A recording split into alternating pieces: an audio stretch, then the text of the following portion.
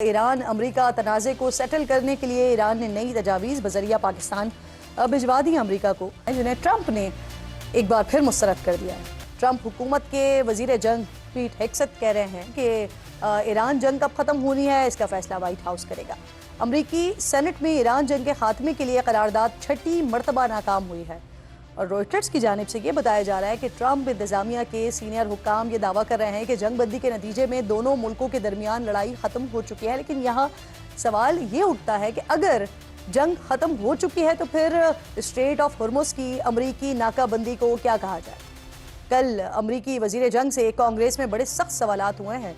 वो किसी भी सवाल का दो टोक जवाब तो नहीं। ट्रंप इंतजामिया को जंग के हवाले से फिर सख्त हजीमत का सामना भी करना पड़ा।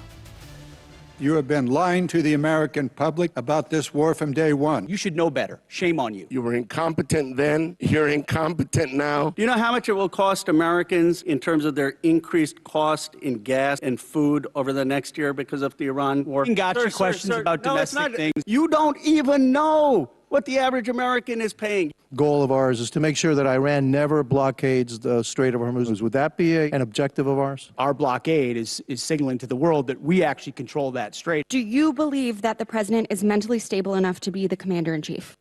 Did you ask the same question of Joe Biden for 4 years? As I said a year ago, you need to resign. Straight of Hormuz के नेवल ब्लॉकेड ने इस वक्त पूरी दुनिया की मीशतों को झंझोड़ कर रखा हुआ है। ऑयल की कीमतों में मुसलसल इजाफा हो रहा है। खुद अमेरिका में महंगाई की शरह में इजाफा हो रहा है। पाकिस्तान में पेट्रोल डीजल 400 रुपए का हो गया है।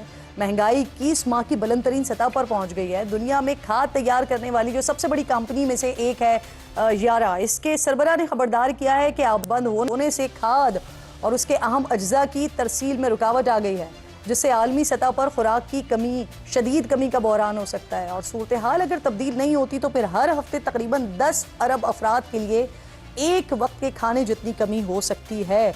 तो हालात इस वक्त खौफनाक रुख इख्तियार कर रहे हैं। प्रोग्राम में इस पर बात करने के लिए डॉक्टर शाहिद हसन सिद्दीकी साहब पहले हिस्से में मुझे ज्वाइन कर रहे हैं, जो कि माहिर माशियात हैं। सर, आपके वक्त की बेहद शुक्रगुजार हूँ। जिस तरह के रिपोर्ट्स इस वक्त आ रही हैं, स्ट्रेट ऑफ हॉर्मुज़ का ब्लॉकेड लिफ्ट हो नहीं रहा। पाकिस्तान में पेट्रोल की कीमतें कल रात मजीद बढ़ी हैं। जो रिपोर्ट्स आ रही हैं उसमें बताया जा रहा है कि अगर हालात इसी तरह से चलते रहे तो कितनी बड़ी तादाद में लोगों के खाने पीने की किल्लत का सामना करना पड़ेगा। किस रुख पर जाते हुए आपको हालात दिखाई दे रहे हैं, क्योंकि महंगाई भी डबल डिजिट में जाने वाली है और जो हमारी रिपोर्ट्स हैं उसके मुताबिक तो 8-9% हैं और उससे तो कई ज्यादा हैं। फिर जो डबल फिगर में अगर जाने की बात हो रही है तो जो जा चुकी है। बहुत शुक्रिया आपका।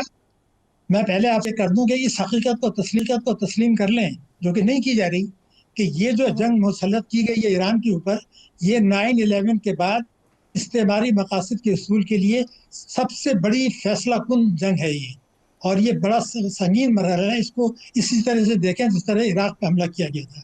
हमने इस्तेमारी मकासद हासिल करना चाहता है और उसमें पेंटागन की मुकम्मल सपोर्ट है। ये असरात जंग अगर कल भी खत्म हो जाए तो दुनिया पर लंबे अरसे के लिए रहेंगे। लेकिन जब आप पाकिस्तान की बात करते हैं तो मैं ये समझता हूँ कि पाकिस्तान पे इसके असरात दुनिया में दूसरे बेशतर मुल्कों के मुकाबले में कहीं ज्यादा संगीन होंगे। उसकी वजह 3 है। नंबर 1, पाकिस्तान की मईशत 28 फरवरी 2026 को जब ये जंग शुरू हुई थी उससे पहले बहुत ज्यादा गैर मुस्तहकम हो चुकी थी और हमारे बेशतर माशरे शहरिये जवाल की तरफ जा रहे थे।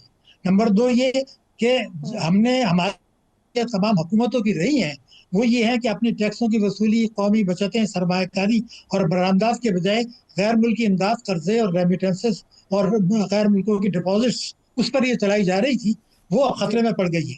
और तीसरे, दुनिया का शायद चंद जो IMF में इतना ज्यादा इन्हिसार करते हैं जितना हम करते हैं, 24 मरतबा और 25 मरतबा जाने की तैयारी है। और IMF की शराइत की आड़ में अशराफिया को नवाजने की पॉलिसी आज भी अपनाई जा रही है। ये बात मैं इसलिए अर्ज कर रहा हूँ। शायद साहब मैं इसी बात पर आ रही थी आपके पास सर। ये जो 28 रुपए 69 पैसे कीमत बढ़ाई गई है और लेवी बढ़ाई गई है सिर्फ ये, तो सर पेट्रोल पर 100 रुपए ऊपर लेवी ली जा रही है। एक तरफ ये वाले हालात हैं, दूसरी तरफ लेवी पे लेवी बढ़ाए जा रहे हैं। कहा जाता है कि IMF के दबाव पर ये सब कुछ करना पड़ रहा है।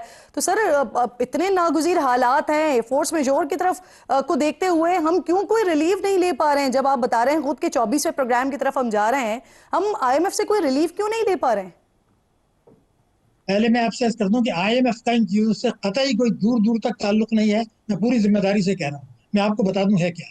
शहबाज शरीफ साहब ने, वज़ीर आज़म पाकिस्तान, क्या उन्होंने ये नहीं कहा था कुछ अर्से पहले कि पाकिस्तान में FDR जो है, तो उसकी कैपेसिटी है जितने टैक्स लेने चाहिए उससे 15,000 अरब रुपया सालाना कम वसूल कर रहा है। ये वज़ीर आज़म का बयान है। लेकिन अगर आप सूबों को भी देख लें, जहाँ तीनों बड़ी पार्टियों की इस वक्त हुकूमत है, वो सब मिला के 25,000 अरब सालाना टैक्सों की मद में कम वसूल कर रहे हैं। यही हमारी तमाम खराबियों की जड़ है। और इसका सारा मलबा कभी पेट्रोलियम लेवी, कभी GST और IMF के खाते में डालते हैं। मैं आपको ये बता दूं, 2 फिगर्स अगर आप देख लें तो तमाम चीजें वाज़ेह हो जाएंगी। अब आप देखेंगे जून 2022 में अगर हम चले जाएं तो पाकिस्तान में एक साल में पेट्रोलियम लेवी यानी भत्ता 127 अरब रुपए वसूल किया गया था एक साल में। अब वही भत्ता जिसमें सूबों का हिस्सा नहीं होता, 1468 अरब रुपए इस साल का, यानी इस साल 1341 अरब रुपया भत्ता जिसमें सूबों का हिस्सा नहीं है वफाक वसूल कर रहा है, जिसकी वजह से दालें, सब्जियां, गोश्त, ट्रांसपोर्ट के किराए और सनतों की पैदावार लागत हर चीज बढ़ेगी। कुछ ही महंगा हो रहा है। बिल्कुल दुरुस्त कह रहे हैं आप। बहुत शुक्रिया आपका शाहिद साहब, आप साथ मौजूद थे और जिस तरह की आप गुफ्तगू कर रहे हैं, इख्तियार के साथ मौजूद हैं मेरे इंतहाई मोअज़्ज़ज़ मेहमान हैं नईम हैदर पंजोता साहब। बहुत शुक्रिया आप दोनों मोअज़्ज़ज़ मेहमानों की। इख्तियार साहब, आपसे ये ज़रा बात का आगाज़ करते हैं ना सर। जिस वक्त आप लोग अपोजिशन में थे तो याद है मुझे, PTI की हुकूमत थी उस वक्त, जब पेट्रोल के पैसे बढ़ाए जाते थे, IMF का तस्करा किया जाता था, तो आप लोग तो ये कहा करते थे कि जी ये गिरवी रख दिया है मुल्क को। आज जब आप भी यही कर रहे हैं सर, लेवी पे लेवी बढ़ाए जा रहे हैं, तो फिर आज कैसे जस्टिफाई करेंगे पेट्रोलियम मसनूआत पर आप रिलीफ के नाम पर सर टैक्स पे टैक्स लगाए जा रहे हैं, रिलीफ देने के बजाय आवाम को? बिस्मिल्लाह रहमान रहीम। बहुत शुक्रिया किरण। देखिए, आज के हालात को आप किसी भी दौर के साथ कंपेयर कर नहीं सकती हैं। क्या इससे पहले कभी ऐसे हालात आए थे कि मार्केट में ये हालात हो जिसकी ताव तपिश जो है ईरान और इजराइल US की लड़ाई वो यूरोप तक और स्कैंडिनेवियन कंट्रीज तक पहुंच जाए? जो आपकी मंडी है वो इतनी तहोबाला होकर रह गई है कि वहां पर तो अब कौन सा मुल्क है जहां पर प्राइसेस में फर्क नहीं आया। हम तो अभी 2 साल ही हुए हैं कि लेकिन मसला ये है कि जो हुकूमत की तरफ से हो रहा है ना, वो इन हालात की वजह से नहीं हो रहा ना। जो आप पैसे बढ़ा रहे हैं वो लेवी कह के लेवी बढ़ा रहे हैं, और लेवी इसलिए बढ़ा रहे हैं कि IMF का प्रेशर है आपके ऊपर, और ये आप कहते हैं सर, इसलिए हम इसे मुझे ये बताइए जो लेवी है ये आज लगी है, ये कल परसों लगी है, या ये लड़ाई के बाद लगी है, या कोई 2-3 साल पहले की बात है? लेवी तो एक शुरू से काफी वक्त से चल रही है। जब 35 रुपए थी उस वक्त आप लोग इस बात की मुखालिफत किया करते थे PTI के दौर में, इमरान खान के दौर में। आज 100 रुपए से ज्यादा है सर लेवी की बात कर रही अगर आप इमरान खान की बात अगर आप कर रही है तो इमरान खान के दौर की तो हम इसलिए बात कर रहे थे कि उनने ये ऐलान कर रखा था कि ये 65 रुपए में ये महंगा है और इसमें चोरी होती है, मेरी हुकूमत आने दे, मैं ये 40 रुपए में दूंगा। इमरान खान को तो हम यही कह रहे थे कि कोई एक दिन तो 40 रुपए का बेच के दिखा दो ना। उसको तो हम ये दिखा देते, ये हम बता देते, हम साथ ये कह देते कि आप फरमाते थे कि आपका वजीर आजम जो है वो साइकिल पर बैठ के जाएगा और फिर वो हेलीकॉप्टर पे फिर रहे थे, वो तो हम उनको वो याद दहानी कराते थे। अब बात सारी ये है कि जहां से पेट्रोल निकल रहा है, इस वक्त आप कह रहे हैं कि जंगी हालात हैं, सारी दुनिया में पेट्रोलियम प्राइसेस अप हो रही हैं, ठीक है, लेकिन जब कम की जा रही हैं तो वो रिलीफ आवाम तक नहीं आ रहा। दूसरा ये कि ये जो इतनी कीमतें बढ़ाई जा रही हैं, ये उस जंग के असरात की वजह से नहीं बढ़ रही हैं, ये जो हुकूमत का टैक्स है यानी लेवी है उसमें बढ़ रहा है। तो इसलिए ये सवाल किया जा रहा है कि ये तो वक्त ऐसा है, महंगाई बढ़ रही है, इस वक्त फूड सिक्योरिटी होने के खदशात की बात हो रही है, यहाँ पर हम लेवी पे लेवी बढ़ाए जा रहे हैं सर, और उसको आप इस तरह से जस्टिफाई कर रहे हैं कि उस वक्त तो हम इसलिए कहा करते थे, लेकिन अभी जरूरी है टैक्स बढ़ाना। मुझे ये बताइए किरण, आप कैसे इस जंग के असरात से खुद को अलग थलग कर सकती हैं? इस जंग की तपिश अगर स्कैंडिनेवियन कंट्रीज तक पहुंच रही है तो आप तो बॉर्डर पर ईरान के पड़े हुए हैं, आपको नहीं पहुंचेगी, कैसे मुबर्रा कर सकते हैं? अगर आप कंपैरिजन में जाती हैं नाज़रीन के लिए भी और मुझे भी, क्या जंग की वजह से पेट्रोलियम लेवी जो आप लोग ले रहे हैं 105 रुपए, वो जंग की वजह से ले रहे हैं? मैं जरा मुझे थोड़ा सा मेरा मुद्दा भी बोल लेने देना। ये रीजनली इस वक्त आप जिस खित्ते में रहते हैं वहां पर US डॉलर में मैं आपको पर लीटर की कीमत बता देता हूं, पाकिस्तान में है 1.41 पर लीटर, बांग्लादेश में है 1.14 पर लीटर, श्रीलंका में है 1.43 पर लीटर, यूएई में है 0.89 पर लीटर। अब अगर मैं आ जाऊं इंडिया पर, तो इंडिया में तो गैस है ही नहीं। अगर मैं आ जाऊं इंडिया पर, तो वहां पर तो पेट्रोल पंप तो बंद पड़े हुए हैं और वहां पर लड़ाइयां हो रही है। क्या आपके मुल्क में किसी को एक दिन पेट्रोल नहीं मिला? ठीक। क्या किसी को खाना पकाने के लिए गैस नहीं मिली? जो चीज अप्रिशिएट करने की है इन हालात में, वो हम अप्रिशिएट नहीं करते, लेकिन हम वो चीज उठा लेते हैं कि जहां पे तनकीद होती है। अब मुझे ये बताइए कि क्या 129 अरब रुपए की सब्सिडी हमने नहीं दी? नहीं सर, क्या हम शौकिया बस तनकीद को नहीं कर रहे एक- होते। एक जब बस को- आप 24-25 करोड़ आवाम मुतासर हो रही है ना सर, बिल्कुल आप तो इस वजह से फिर इस पे जरूर, सवाल किया जाता है। इख्तियार साहब, जरूर। आती हूँ मैं आपकी तरफ। लेकिन- नईम साहब का लेकिन- जरा, नईम साहब का भी कमेंट ले लेना। आपकी इस पे बात आ गई पूरी, मैं अगले में सवाल करूंगी ना, जब आप उस पे जवाब दे दीजिएगा। नईम साहब ये फरमाइए सर, आप लोग खान साहब के रिहाई के लिए कभी आप लोग जलसा करते हैं, कभी आप लोग धरना देते हैं, कभी आप इकट्ठे होते हैं, कभी कहीं जलसा, कभी कहीं जलसा, कभी अडियाला जेल के बाहर जलसा। लेकिन ये जो बड़े इशूज हैं, जो अवामी इशूज हैं, महंगाई के इशूज हैं, इस पर ना आप लोग आवाज उठाते हैं, ना ऑपोजिशन हमें यकजा नजर आती है सर। बहुत शुक्रिया, बड़ी नवाजिश, आपने मौका दिया।